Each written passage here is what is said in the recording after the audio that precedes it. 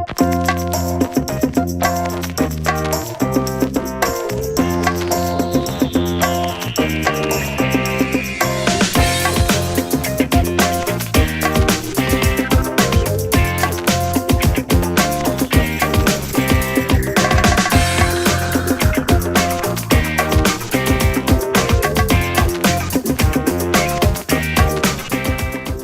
my name is Nick Biker. I'm a design and technology teacher, and I would like to share with you a few things about my fabrication facility for design, technology, and engineering.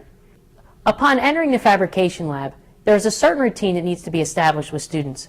In the case of this Fabrication Lab, as the students enter the room, they first deposit all of their belongings into the cubbies at the top of the stairs. They then walk down the stairs right here and proceed to the safety glasses cabinet across the room to grab a pair of protective eyewear.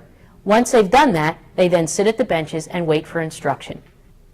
Okay, once the students have deposited their belongings and come down the stairs, they come over to the safety glasses cabinet, open up the door of the safety glasses cabinet, and choose a pair of protective eyewear.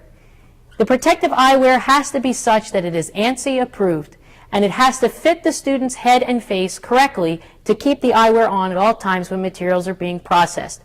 I would like to point out before we go on that this protective eyewear cabinet has storage for several pairs of glasses. But what's even more important than that is that there's an ability to sterilize the glasses after the students have worn them. There's an ultraviolet light that is equipped in this cabinet for that purpose. You'll notice that I'm holding a pair of ANSI-approved safety glasses. I've now completed the routine of coming down the steps over to the safety glasses cabinet, and now I'm going to put on my safety glasses, go to the bench area, and wait for instructions. Let's take a moment and talk about the benches specifically. If you notice, this is a 4-student workbench. You know it's a 4-student workbench because there are 4 bench vices positioned at each corner of the bench. Also, notice that no vice lines up with one another. They're all offset on each corner, so you can have 4 students working independently. The other thing I want to point out about this bench is it is made of a thick, solid maple top that will last years and years with use and abuse. In the school shop setting such as this, these benches are used as much as any other tool, and they will have to withstand a serious amount of abuse. The other thing that needs to be considered when choosing a bench for your students is the availability of storage underneath the bench. Well, in my liking, I prefer that the bench have 2 double doors underneath and shelves inside. This cabinet is specifically used for 1 class period each day. There are other options available for storage under benches. However, this one maximizes the space underneath the best. That was a good take. In this lab, we have 6 benches. Each bench has 4 student workstations and therefore 4 stools, meaning that in this room, during a fabrication period, we can have a maximum of 24 students working because of the 24 available seats at the benches. The teaching of STEM, science, technology, engineering, and mathematics, requires kids to have an enormous knowledge base of those subjects. However, the core of this type of discipline is the actual design and make aspect. In order for students to begin to develop abilities in design and make, there has to be a tremendous amount of teaching that goes on in a facility like this. Primarily, in design and technology, we use a demonstration approach, which would be students gathered around the bench and they would learn a new process, technique, or procedure. However, just because this is not a traditional classroom, there is room for traditional teaching to occur as well. The study of STEM in school requires a facility that can support both traditional hand tool work as well as portable and stationary power equipment. Let's take a minute now and look at some basic hand tools that every STEM fabrication facility should include. You'll notice with this cabinet, this is the hand tool cabinet that we use in this fabrication facility. Every single tool that is in this cabinet has a specific place.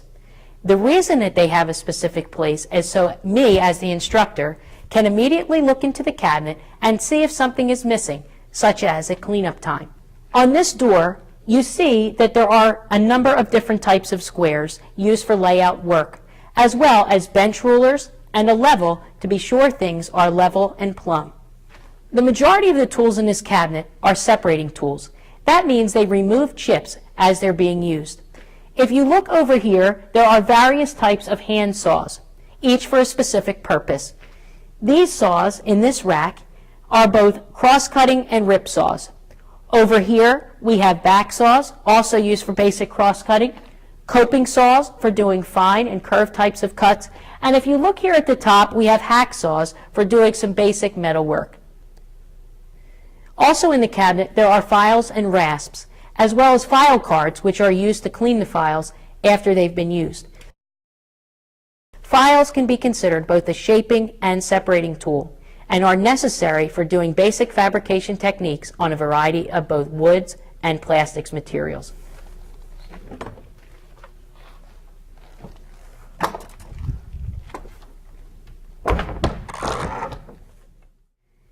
We've just finished looking at the bench area, as well as our hand tool cabinet and the way in which it was organized.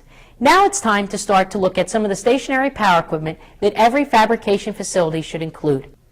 Before we talk specifically about any one piece of machinery, I think it's important to emphasize some specific safety things that have to occur with all pieces of industrial machinery. First of all, you'll notice around this machine here, there is a safety zone painted on the floor. That safety zone is painted with caution yellow paint and then outlined with yellow and black caution tape. That piece that is painted on the floor is what we refer to as a safety zone. The safety zone allows for only one operator at any one time using that piece of equipment. Only one person should be in that safety zone while that machine is in operation. Every fabrication lab should have a few basic machines. Let's start looking at those machines now, starting with the drill press. The drill press is a very basic piece of stationary power equipment, but one that is necessary to do some very basic or even complex tasks in a fabrication setting. This machine is used most specifically for drilling and boring different size holes.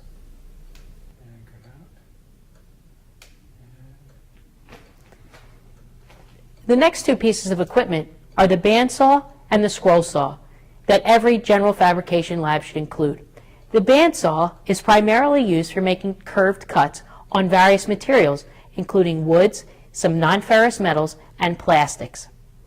Over here at the scroll saw, we can also make curved cuts. However, we use this saw to do work with smaller, thinner materials, again including wood, metals that are non-ferrous, and some plastics. Okay, very good. Another concern when using this type of machinery is the removal of chips. In order to remove the chips from the cutting tools, we use dust collection hoses. These dust collection hoses are hooked to a port on the machine and then are fed through a central vacuum line that is located on the outside of the facility. Another necessary type of equipment to have in every general fabrication lab would be some type of sanding machines. In the case of this lab, we have a belt sander right here. A belt sander is a large abrasive belt which goes around on two wheels and allows you to ease an edge on a finished piece of work. The second type of sanding machine we have in this fabrication lab is an oscillating spindle sander. This machine both rotates in a circle as well as goes up and down. This controls the wear on the drum of the sander. This is used to sand concave profiles onto the edge of a piece of work.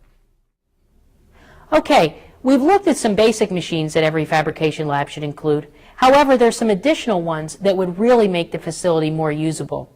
To start out, I want to talk a moment about the table saw. A table saw is probably the most versatile machine in the shop. It is used for most basic operations of ripping and cross-cutting on wood materials. However, non-ferrous metals can also be cut on this machine. Another machine that will really lend itself to being efficient in the lab is the sliding compound miter saw. This machine is used for doing cross-cut operations only on wood materials. When we come over to the machine like the chop saw or the sliding miter saw, we also need to have space. Space to the left-hand side of the blade, on the fence and the table, as well as to the right-hand side of the blade. Oftentimes, you will take a piece of wood from the rack that is very long, and this table and area around the saw has to accommodate that length when making things roughly to size. Another machine we would like to talk about here is the joiner. A joiner is used to make the edge of a board smooth in preparation for going to both the chop saw and then the table saw.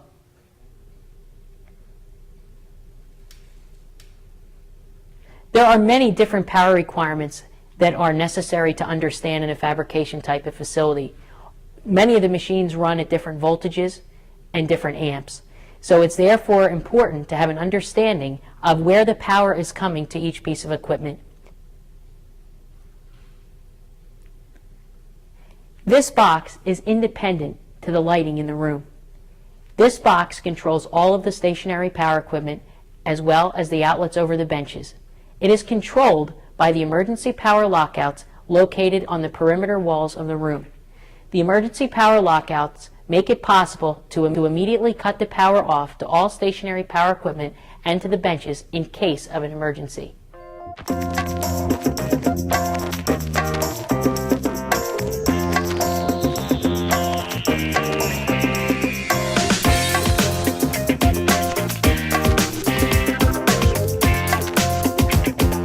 The teaching of STEM, science, technology, engineering, mathematics, requires various skills. One of the most important aspects of teaching the technology and engineering aspect of the STEM curriculum is the fabrication aspect. With the fabrication aspect comes a tremendous responsibility for both the teacher and the student. Please keep in mind some very simple things when it comes to maintaining and monitoring student safety while in the fabrication lab. The most simple and basic rule of all fabrication activities requires the students as well as the instructor to at all times wear ANSI-approved safety glasses. There should be sufficient supplied first aid kit somewhere in the room just in case an accident occurs. Machines are equipped with safety guards. The safety guards are designed by the manufacturer to protect the user, in this case, the student. Do not remove any guards at any time because it will compromise the safety of the students and bring undue liability to you as their instructor. I hope that today's information has helped you in planning your fabrication facility to deliver a STEM curriculum at your school.